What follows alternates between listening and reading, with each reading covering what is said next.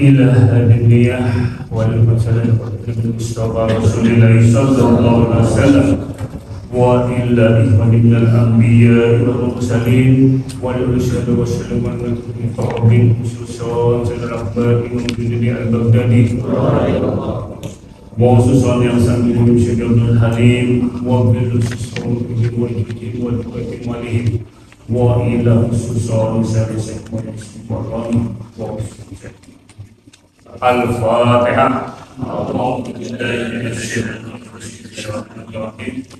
Alhamdulillahirabbil alamin. Iyyaka na'budu wa iyyaka nasta'in. Shiratal ladzina an'amta 'alaihim.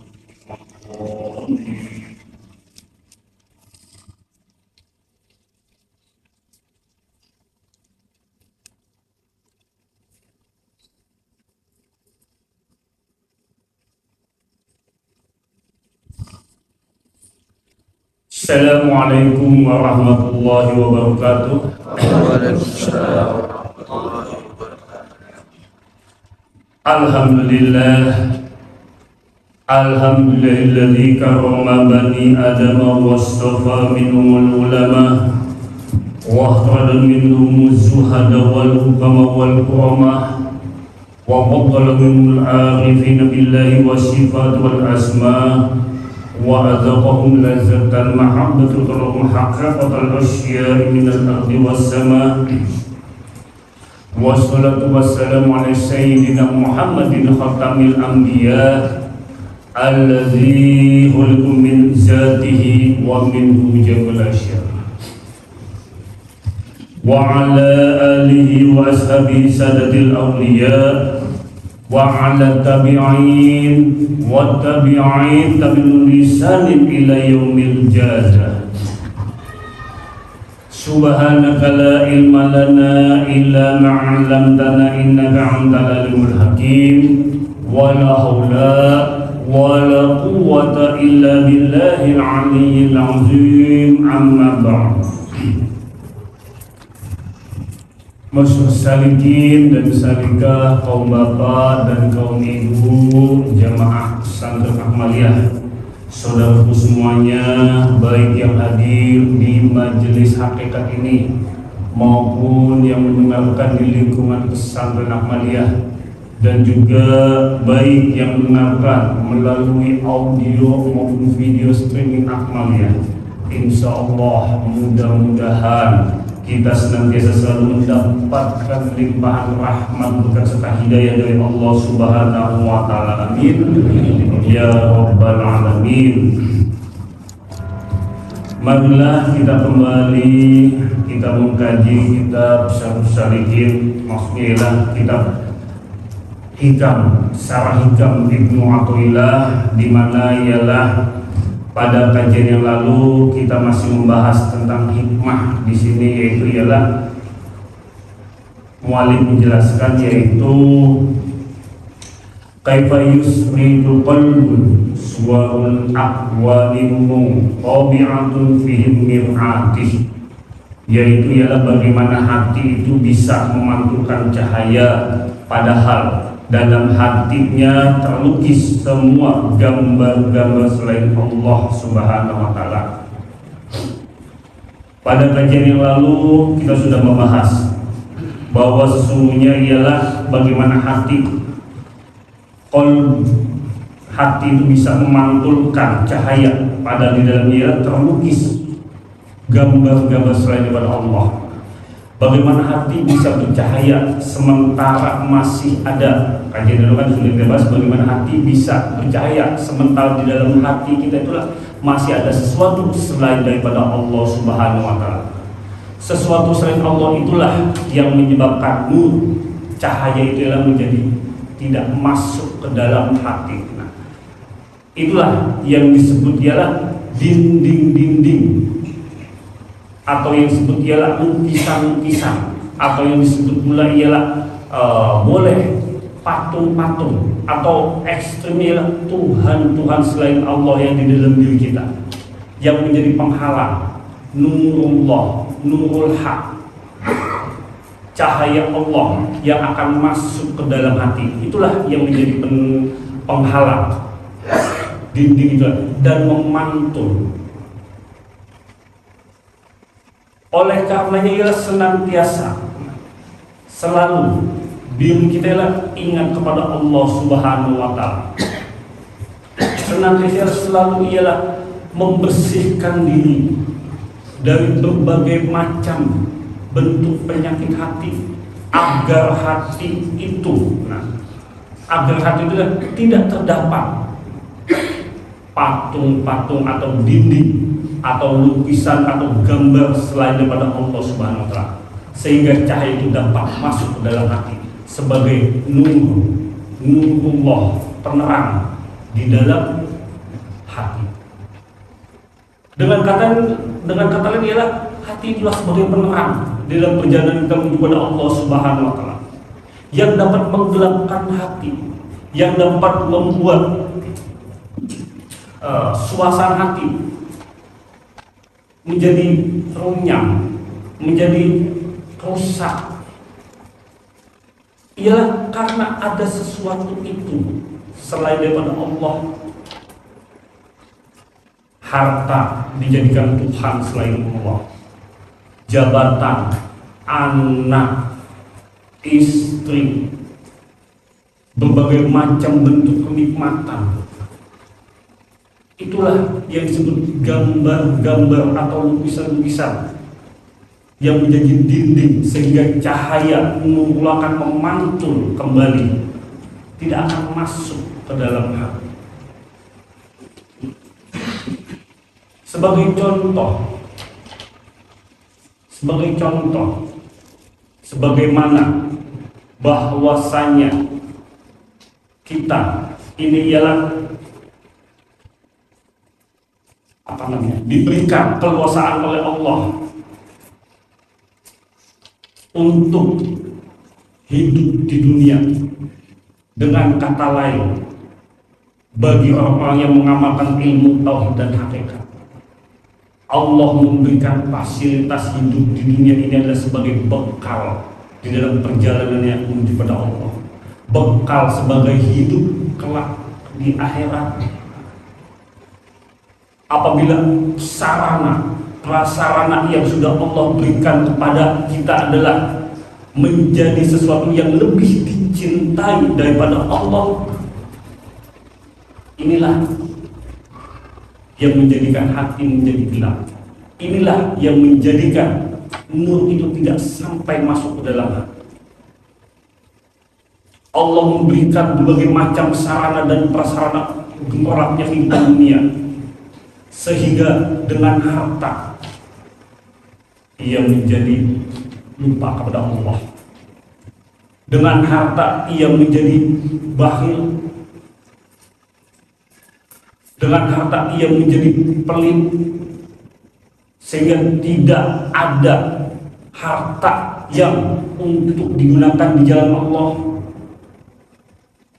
Sementara orang yang punya harta itu wajib mengeluarkan infak dan zakatnya, karena sudah menjadikan harta tersebut adalah sebagai Tuhan atau sebagai gambar-gambar yang menempel di dinding, sehingga diberitahu dalam bentuk nasihat, dalam sebuah kebenaran, dia akan menjadi cuek,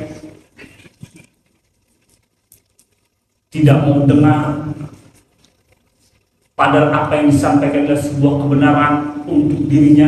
Nah, inilah cahaya, inilah yang tidak sampai masuk ke dalam hatinya, karena hartanya menjadi dinding, gambar atau lukisan atau patung-patung selain daripada Allah di dalam dirinya. Harta artinya ialah hartanya menjadi di dalam hati, menjadi pengap, menjadikan hati menjadi pengap, menjadikan hati menjadi sumpah karena dipenuhi dengan sesuatu selain Allah. Begitu dengan yang lainnya, jabatan, anak, dan lain sebagainya. Jadi ialah, oleh karena ialah sesuatu selain Allah itulah yang dapat menghijabi dinding-dinding, memantulkan cahaya itu agar nurullah tidak bisa masuk. Oleh karena itulah yang harus diperjuangkan, harus dihilangkan. Senantiasa kita selalu berkhidmat kepada Allah, senantiasa selalu kita ialah berzikir pada Allah, ingat kepada Allah di dalam bentuk apapun.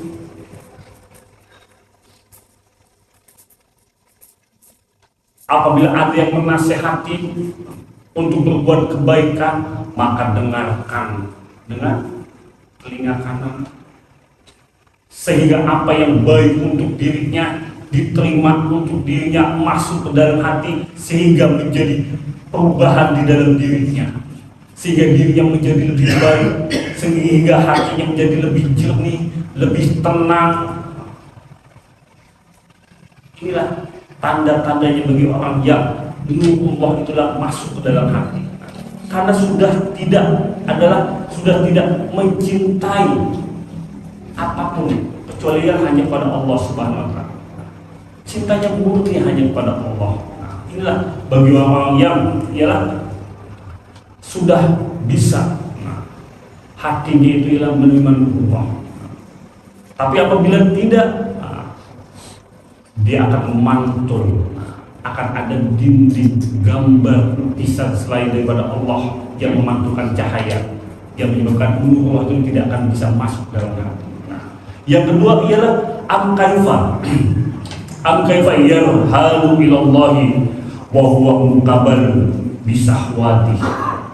Atau bagaimana bisa orang yang berangkat menghadap kehadiran Allah, menghadap kepada Allah, padahal dirinya masih terbelenggu oleh syahwat. Bagaimana kita bisa berjalan kepada Allah? Bagaimana kita bisa masuk ke hadirat Allah sementara diri kita masih di sini terbelenggu, terpenjara atau dipenuhi dengan syahwat.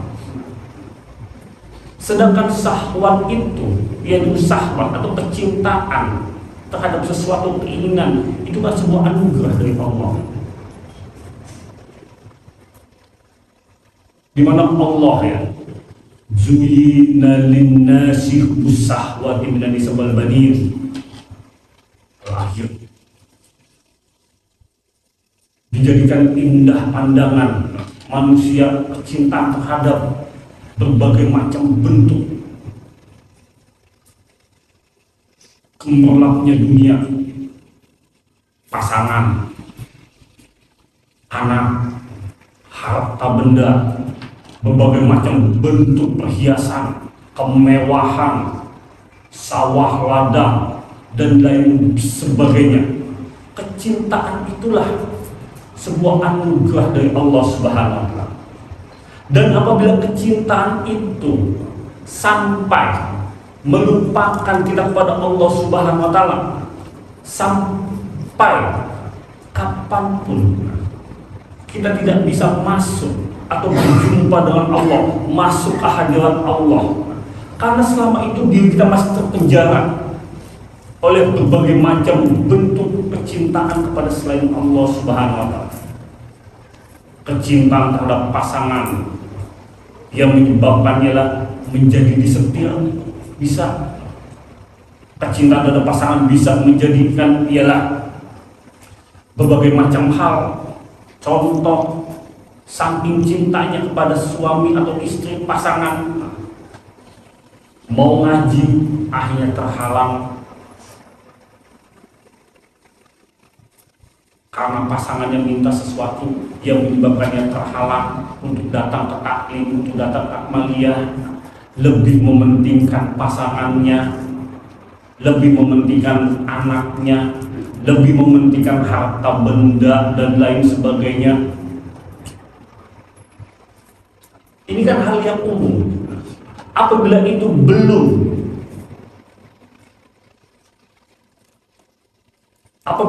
belum kita ialah selesaikan kecintaan terhadap sesuatu itu, selama itu pula berarti kita masih terpenjara, terbelenggu dengan syahwat. Boleh kita mencintai sesuatu itu, boleh kita mencintai dunia, boleh kita mencintai harta, boleh kita mencintai pasangan, boleh. Bahkan harta benda itulah wajib bagi orang Islam itu untuk punya. Kenapa? Karena harta benda itulah sebagai sarana dan prasarana untuk beribadah pada Allah Subhanahu wa Ta'ala. Orang Islam wajib kaya. Kalau tidak kaya, miskin. Orang Islam miskin tidak menutup kemungkinan selangkah lagi akan menjadi kufur. Tidak sedikit orang yang rela menukar akidahnya demi sesuatu nasib, demi sedikit harta benda untuk menyambung hidup. Oleh karenanya, apabila kecintaan terhadap sesuatu itu adalah sampai menjadi kita terpenjara, nah inilah yang jadi persoalan. Contoh, memiliki harta benda, tentu kita tahu kewajiban kita sebagai seorang muslim, di mana ada haknya Allah di dalamnya, dan untuk zakat infak minimal 2,5%. Apabila tidak dikeluarkan, maka harta itu bisa menjadi keruh, menjadi gelap, yang menyebabkan hati menjadi gelap gulita karena harta tersebut. Nah, itulah syahwat. Selama itu belum terselesaikan, selama itu pula kita belum bisa masuk ke hadirat Allah, belum bisa masuk berjumpa pada Allah, karena masih terpenjara dengan syahwat tersebut.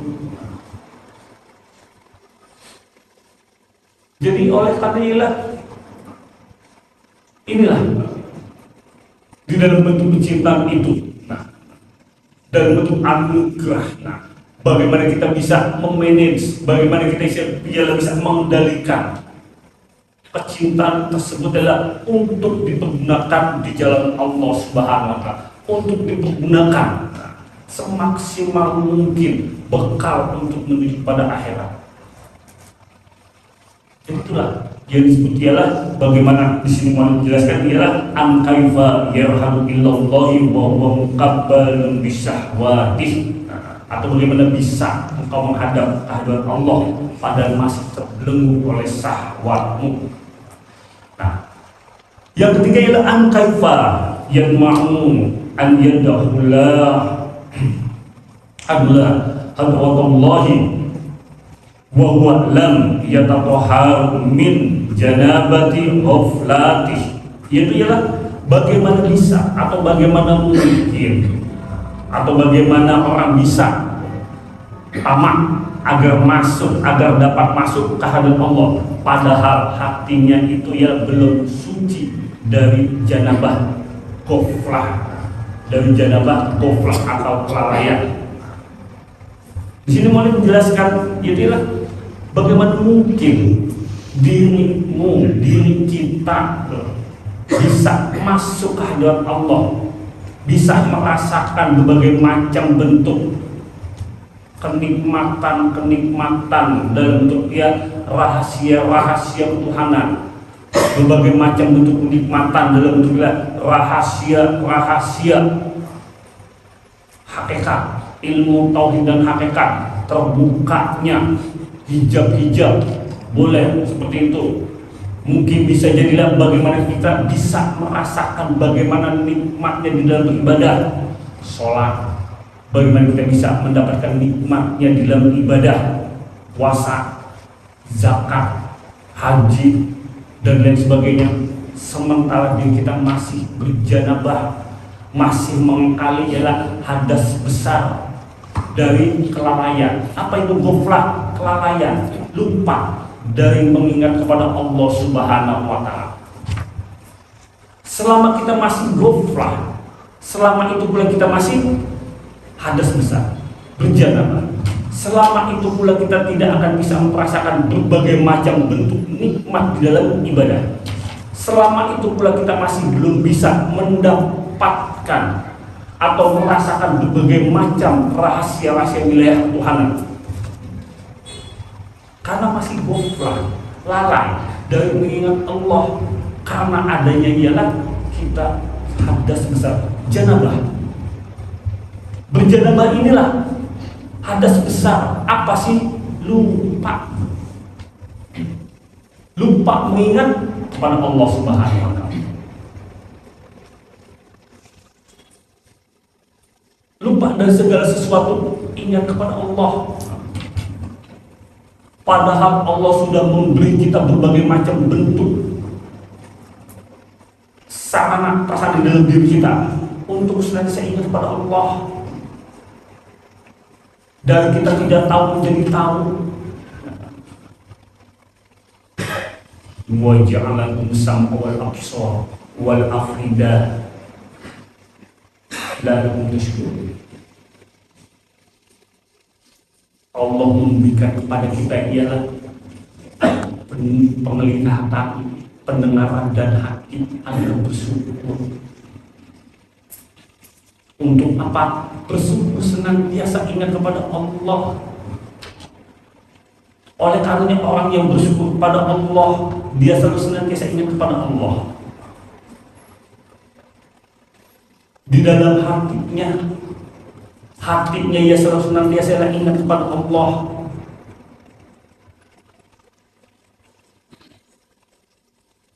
Pendengaran, dia selalu ingat kepada Allah karena selalu mendengarkan ayat-ayat Allah. Penglihatan, selalu melihat tanda-tanda kebesaran Allah, sehingga ia selalu senantiasa ingat kepada Allah. Sehingga ia senantiasa ingat kepada Allah. Bahkan Allah menjelaskan, alladzina yadhkuruna Allaha qiyaman wa qu'udan wa 'ala junubihim wa yatafakkaruna fi khalqis samawati wal ardh.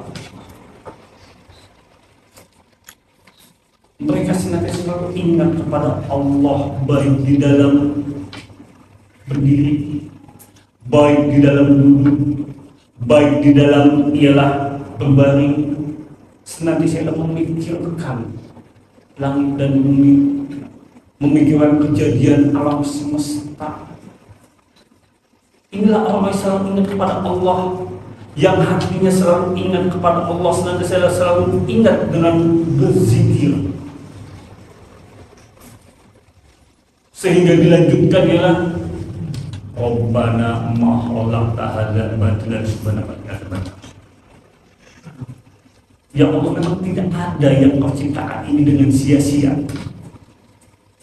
Karena senantiasa selalu ingat kepada Allah. Di dalam berdiri, di dalam duduk, di dalam berbaring, dia senantiasa selalu ingat kepada Allah Subhanahu wa Ta'ala. Orang yang ingat inilah yang dengan hatinya dia selalu mengingat kepada ayat-ayat Allah, sehingga di dalam hatinya penuh dengan Allah, selalu ingat kepada Allah. Maksudnya hatinya dipenuhi dengan cinta, kasih kepada Allah. Bagaimana ia ingin atau akan menyakiti saudaranya, menyakiti sesama manusia, sedangkan di dalam hatinya ialah penuh dengan cinta kasih kepada Allah.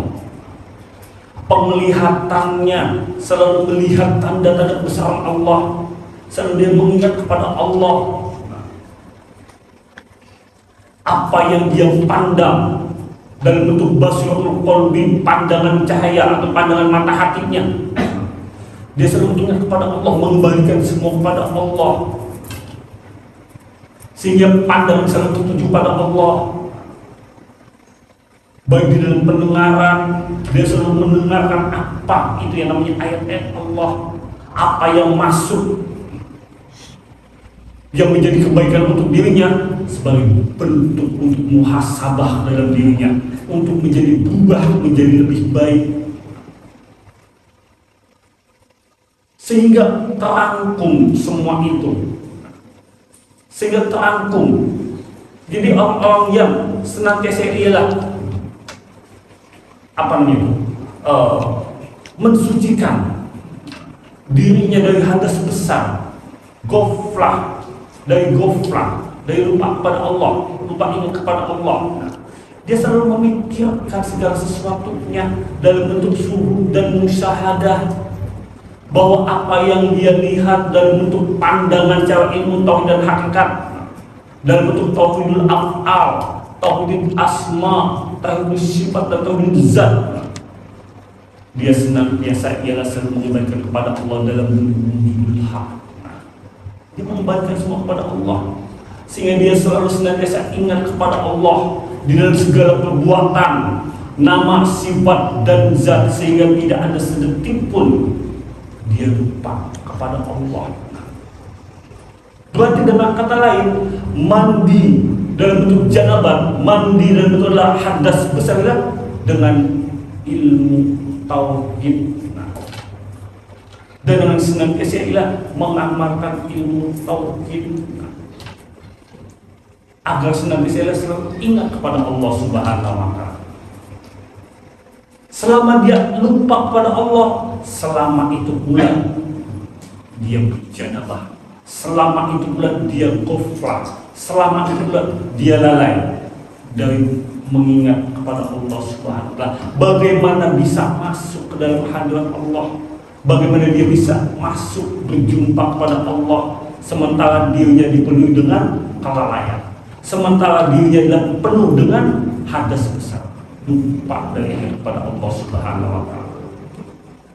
Jadi sangat jelas yang dimaksud ialah di sini ialah janabah ini, yang disebut ialah janabah dari ghaflah, kelalaian. Selama diri kita masih ghaflah, lalai, selama itu pula tidak akan bisa masuk, selama itu pula tidak masuk ke hadirat Allah. Berarti dengan kalian selama itu pula kita masih ialah berjanabah, selama itu pula masih mengakali hadas besar. Lalu dia di hikmah yang selanjutnya di sini muallif menjelaskan, di sinilah am kaifa yarju an yafhama dawa'itul asrari wa huwa lam yadub min hafawatih.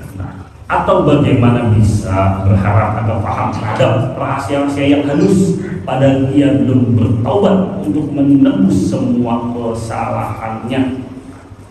Jadi ialah bagaimana kita bisa paham, tahu tentang berbagai macam rahasia-rahasia yang halus dalam wilayah ketuhanan, wilayah tauhid dan hakikat, sementara diri kita dipenuhi dengan dosa.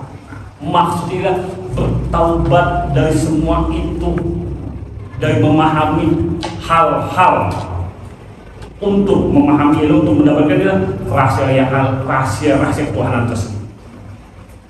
Dengan lihat selalu kita bertobat kepada Allah atas dosa-dosa yang telah kita lakukan, dosa-dosa dari lupa kepada Allah, dosa-dosa dari menyebutkan Allah. Bagaimana adalah kita bisa mengetahui itu ya tentang rahasia-rahasia tersebut.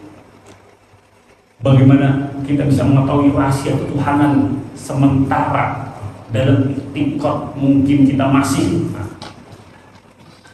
memandang segala sesuatu itu dari makhluk pada makhluk, bukan sahaja kepada Allah. Inilah kita harus bertobat dari itu semua agar terbuka ialah rahasia-rahasia ketuhanan tersebut. Itu, jadi itu. Nah, kita masuk kepada ialah hikmah yang selanjutnya. Nah, di sini muallif menjelaskan bahwa yaitu al-kaunu kulluhu zulmatun wa innama ana zuhurul haqqi fihi. Yaitu segala sesuatu yang wujud di alam ini adalah gelap, sedang yang meneranginya adalah tampaknya hak Allah atau nampaknya ialah cahaya Allah. Faman ra'a kauna walam yashhadahu fihi aw indahu aw qablahu aw ba'dahu faqad a'wazahu wujudul anwar. Maka barang siapa yang melihat akan sesuatu yang wujud tersebut, akan tetapi dia tidak menyaksikan padanya wujud hak di dalamnya atau di sisinya sebelumnya atau sesudahnya, pastilah cahaya itu menyilaukan. Wa ujibat anhu musul ma'arifi bisuhubil aksar, yaitu ialah dan menghalangi daripadanya cahaya ma'rifah disebabkan adanya kabut yang menyelimuti dari segala yang wujud itu, yang wujud ini. Nah, ya, kita akan bahas nih mulai dari al-qaum kulluhu zulmatun wa innama annahu zuhurul haqqi fihi. Nah, segala sesuatu yang wujud di alam ini ialah gelap, sedang yang meneranginya ialah tampak hak Allah. Kembali ini berarti ialah al-qaum, ya. Yang disebut kaum, itu adalah segala sesuatu selain Allah. Yang disebut kaum adalah sesuatu selain Allah. Sesuatu selain Allah berarti ialah zulmah, gelap. Berarti di alam semesta ini, apabila sesuatu selain Allah maka disebut gelap, zulmah. Sebagaimana dunia itu zulmah, gelap. Yang terang ialah karena adanya Allah. Yang terang adalah karena adanya Allah. Karena disebut ini adanya ialah nampak Allah. Berarti dengan kata lain bahwa segala sesuatu di dunia ini adalah gelap. Yang hanya ada ialah wujudullah. Yang ada ialah hak Allah. Allah maksudnya. Jadi ialah segala sesuatu yang nampak, segala sesuatu yang ialah wujud di alam semesta ini, hakikatnya ialah gelap, zulma. Yang dapat menerangi ialah karena adanya cahaya Allah, karena adanya ialah nurul haq, karena adanya ialah nurullah.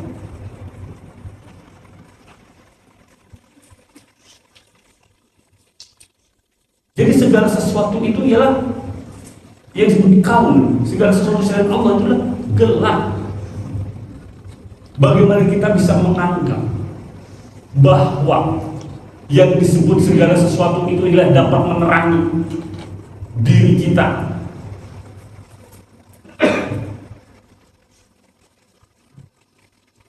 Justru sesuatu selain Allah itulah menjadi zulmah di dalam diri kita, menjadi gelap, karena tidak adanya ialah nurullah, tidak adanya ialah nurul haq. Kalau kita berbicara lebih lebar lagi, lebih dalam lagi, nah, sebagaimana ialah apapun, nah, segala sesuatu, contoh, baik itu ialah harta benda, baik itu adalah pasangan, baik itu ialah jabatan dan lain sebagainya, itu adalah sesuatu yang gelap.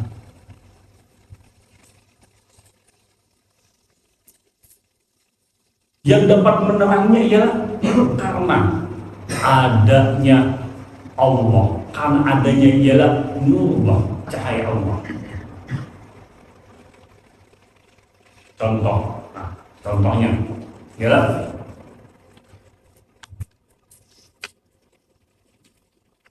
harta menjadi gelap,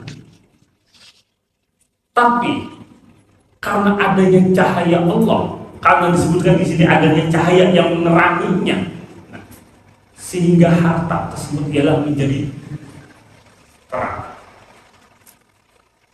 Karena harta tersebut ialah digunakan untuk di jalan Allah, karena digunakan untuk kepentingan Allah, karena adanya nur. Nah, nur inilah yang disebut ialah ilmu. Apabila ilmu bagi seorang salikin, perjalanan kepada Allah. Yang disebut ialah pandangan mata hati atau basiratul qalbinya seorang salik adalah dalam bentuk ilmu. Ilmu inilah yang menjadi penerang di dalam perjalanannya menuju pada Allah. Karena ilmu ini dia berproses dengan pandangan basiratul qalbi, sehingga bisa disebutkan ialah sebagai bentuk hidayah. Dengan ilmu inilah, cahaya inilah, sehingga bisa menjadi pembeda mana yang baik, mana yang benar, mana yang dapat membawa adalah ke jalan yang baik dan kebaikan yang benar. Nah, dan kata lain adalah apabila dengan ilmu tersebut, nah, harta yang kita punya bisa membawa untuk kebaikan untuk diri kita. Kalau harta tersebut ialah yang disebut ya sebagai kegelapan, sesuatu selain Allah, kaum, nah, tidak menutup kemungkinan harta tersebut adalah lebih cenderung kepada wilayah kemaksiatan. Contoh lagi, dengan ilmu seorang salikin, seorang salikah, karena keadaan sesuatu, karena dengan ilmunya dia bisa terhindar dari berbagai macam kemaksiatan, karena adanya nurullah tersebut, karena ada cahaya Allahun nur samawati wal ardh. Allah lah yang menerangi cahaya, Allah lah yang menjadi penerang, yang menjadi cahaya langit dan bumi, dengan kalian menerangi seluruhnya. Karena hakikatnya segala sesuatu ialah nur daripada Allah. Sehingga apabila kita dengan ilmu itu menjadi penerang, sehingga bisa terhindar dari berbagai macam bentuk kemaksiatan. Yang disebutlah nur tersebut, cahaya tersebut.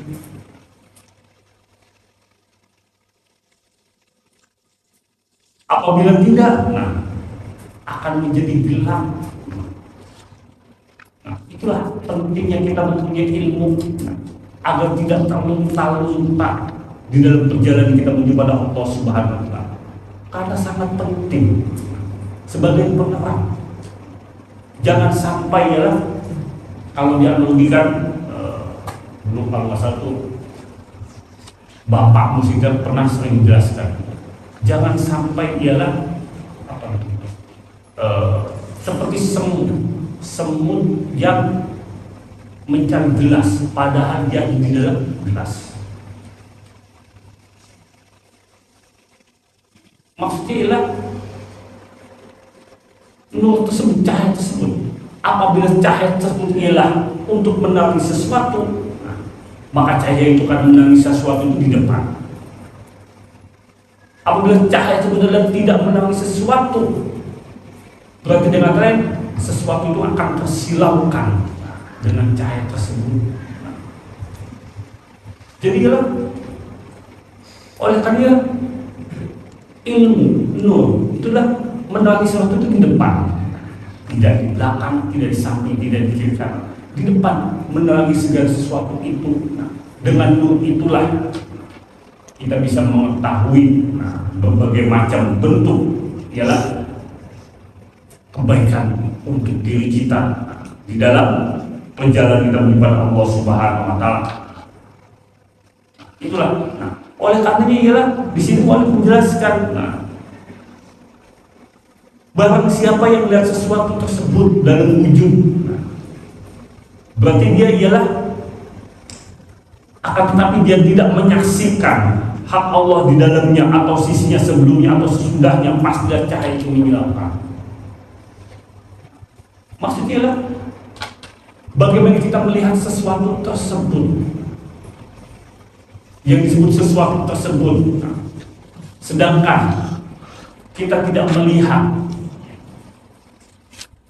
Allah padanya, Allah sertanya, Allah sesudahnya atau sebelumnya. Berarti selama itu diri kita masih gelap. Berarti selama itu diri kita masih terhijab dari sesuatu selain Allah. Karena pandangan pada saat melihat sesuatu itu adalah makhluk yang dilihat. Sedangkan di dalam pengamalan ilmu tauhid dan hakikat, kita disuruh ialah memandang segala sesuatu itu ialah kepada Allah, datang kembali kepada Allah. Sehingga bagi orang-orang yang ialah dengan syuhud dan musyahadah, bagi orang-orang yang ialah sudah bisa memakai ilmunya sebagai penerang di dalam perjalanannya dan bentuk pandangan basatul qalbi. Sehingga di sini ialah dijelaskan ialah ma'atu say'an illa wa'allaha ma'hu. Tidak aku melihat akan sesuatu melainkan aku melihat Allah padanya, fihi sertanya, ba'dahu sesudahnya, dan qoblah.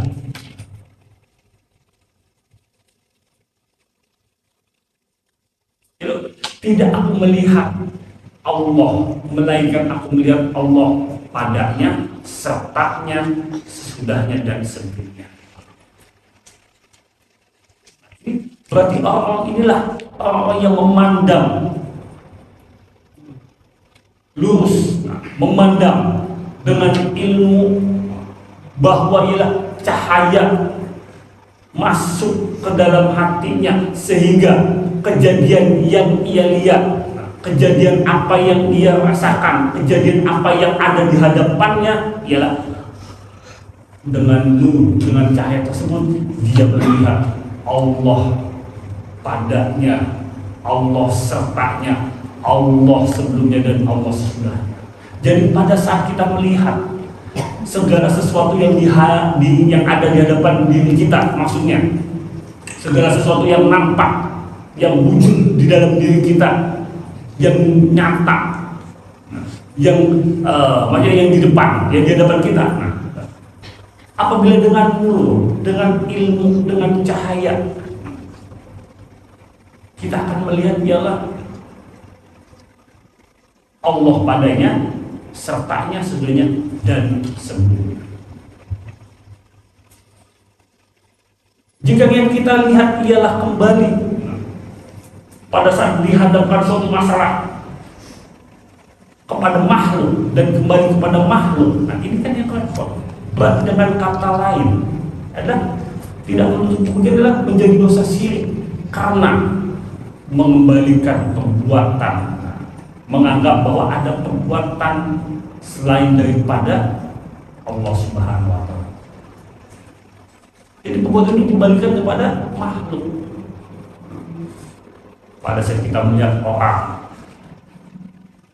yang menjengkelkan, yang membuat diri kita sebel, yang membuat diri kita ialah jengah-engah, kalau melihat dengan pandangan mau aku say'an ila Allah ma'hu fihi ba'dahu dan qoblahu, maka akan menjadi tenang hati, maka hati menjadi ialah sunyi, tidak mudah emosi, tidak mudah jengkel, karena yang dilihat ialah Allah dahulu,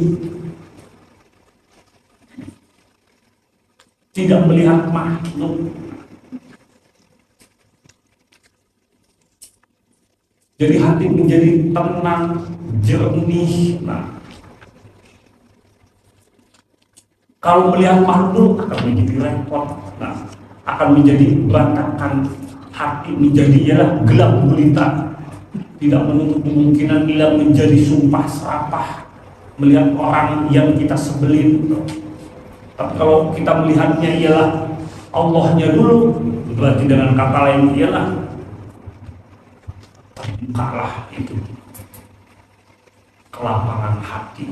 Nah, karena nur itulah masuk ke dalam hati. Nah, cahaya itu masuk ke dalam hati sehingga membentengi diri kita dari segala sesuatu memandang selain daripada Allah Subhanahu wa Ta'ala. Itu oleh karena di sini mulai menjelaskan, yaitu ialah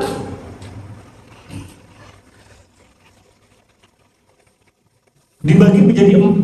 Nah, menjadi 4 perkara, yaitu kaum, hingga dilihat bahwa kaum itu melainkan yang mempunyai kaum. Itu ialah di sini menjadi 4. Ahli tauhid dan orang yang ma'rifah itu membagi menjadi 4, mengambil dalil bahwa yang jadi daripada pandangan mereka itu dan jalan menuju dalil mereka itu, yang jadi daripadanya sahabat segala orang yang ahli tauhid itu dan ma'rifah mereka itu menjadi 4 bahagian atau 4 perkara. Yang pertama itu ialah yang disebut ialah mustahid mujahadah, atau itu adalah orang-orang yang ahli ijtihad. Mereka itu ialah yang awal, yang mengambil dalil daripada sesuatu hingga dilihatnya bahwa tiada pada sesuatu melainkan yang punya sesuatu itu. Inilah orang-orang ijtihad, orang-orang yang awal memandang segala sesuatu itu, mengambil dalil. Di dalam perjuangan inilah tidak ada pada sesuatu itu melainkan yang punya sesuatu itu. Ini tahapan awal bagi orang yang sepertilah mustahid mujahadah atau orang yang ahli ijtihad. Yang kedua ialah yaitu ialah yang sepertilah mustahid arif. Yang kedua ialah menilik kepada hakikat ilmu wujud yang kaum atau yang sesuatu selain itu sebelum wujudnya dengan pikir dan pandangan maka ketahuinya. Maka diketahuinya ialah ditahqiqkan bahwasanya sebelum wujudnya itu ialah menjadikan wujud dan yang ada demikian itu dalilnya atas satu yang menjadikannya. Inilah maksudnya orang yang arif, orang-orang yang mengambil kaum itu ialah melihat melalui proses pemahaman ilmu tauhid dan hakikat. Jadi mengembalikan segala sesuatunya itu dengan ilmu kembali kepada Allah Subhanahu wa taala. Jadi memahaminya itu, memahami dalam bentuk bahwa segala wujud, segala sesuatu itu ialah Allah yang menjadikan wujud itu. Inilah orang yang arif, yang mengembalikan adalah kepada Allah dalam atau dengan proses melalui ilmu, pemahaman ilmu tauhid dan hakikat, sehingga memahami bahwa sebelum wujud itu Allah yang menjadikan wujud itu. Dan yang ketiga ialah memandang kepada kaum itu ialah tiada diketahui ijadnya, tetapi mengambil dalil atas kaum itu dengan mukawin, dan inilah terkadang menuju hak akan dia dengan dia atasnya. Nah, inilah yang disebut dia sohibul musyahadah. Inilah bagi orang-orang yang ialah memandang tentang keadaan bahwa tiap-tiap keadaan itu yang menunjukkan keadaan dirinya. Nah, inilah yang disebutkan yang menunjukkan bahwa contoh bahwa dia memandang segala sesuatu itu bahwa Allah itu ialah padanya, Allah itulah sertanya, Allah itu ialah sebelumnya dan sesudahnya. Jadi memandang segala sesuatu itu. Jadi katanya dia Allah meliputi segala sesuatu. Nah, bagi orang-orang yang disebut ialah sohibul musyahadah. Nah, inilah yang melihat sesuatu itu langsung kepada Allah dengan musyahadahnya. Nah, karena ialah yang selalu mengembalikan kepada Allah Subhanahu wa taala. Nah, yang keempat berarti ialah yang keempat adalah fana lah ia daripada pandangan dan habar, maka adalah fana baginya itu keadaan pandangan bahwasanya tatkala fana yang tiada maka kekal yang tiada dahulu oleh tiada. Nah, inilah bagi orang-orang yang disebutlah sohibul kasaf. Nah, orang-orang yang mengambil atau mengamalkan ilmu tauhid dan hakikat dengan baik dan benar, dengan ilmu tauhid dan hakikat terbuka. Karena mengamalkan dengan ilmu tauhid dan hakikat maka terbuka semua. Inilah maka ialah orang-orang yang disebutkan sohibul kasaf inilah orang yang sudah fana, orang yang tidak butuh sesuatu apapun dan pandangannya tidak butuh dalil karena semua sudah kembali kepada Allah seutuhnya. Nah, sudah seutuhnya kembali kepada Allah Subhanahu wa taala, tidak ada sedikit pun, sesisi pun ialah tidak kembali kepada Allah. Benar-benar sudah clear. Nah, orang-orang yang mengamalkan ilmu tauhid dan hakikat inilah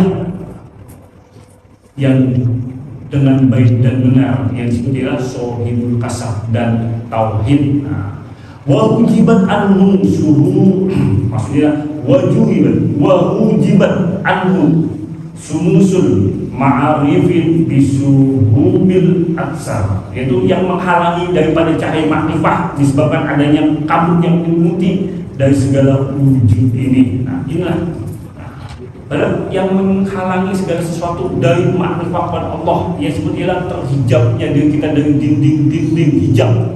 Nah, kita diketahuilah di dalam perjalanan kepada Allah, nah, itu ialah terdapat bahkan 70.000 dinding hijau. Nah, contoh manusia terjadi dari hibdah mubasyarah, terjadi dari kudrat yang baru, sedangkan tawalud ialah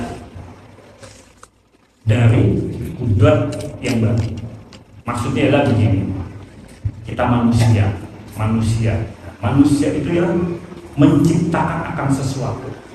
Apa itu contohnya? Menciptakan mobil, menciptakan handphone, atau membuat rumah lah, atau membuat baju. Nah, dengan kata adalah selama diri kita ialah masih terhijab dengan memandang sesuatu selain daripada Allah, itulah dinding hijab. Maksudnya lah, apa kita berani menyatakan bahwa yang membuat handphone, yang membuat mobil itu adalah bukan Allah?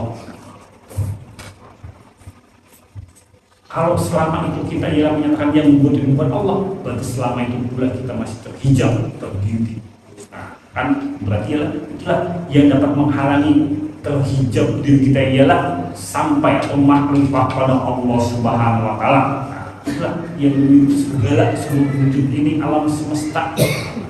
Makanya ya kan, itu benar dan mewujud itu Allah. Tidak ada wujud kecuali wujudullah, wujud Allah. Nah, apabila masih ada pandang selain itu, berarti selama itu pula masih terhijab. Selama itu pula ialah dapat menghalangi dari cahaya makrifah pada Allah Subhanahu wa taala, ya. Dan insyaallah akan dilanjutkan pada kajian yang akan datang. A'udzu billahi minasyaitonir rajim. Bismillahirrahmanirrahim.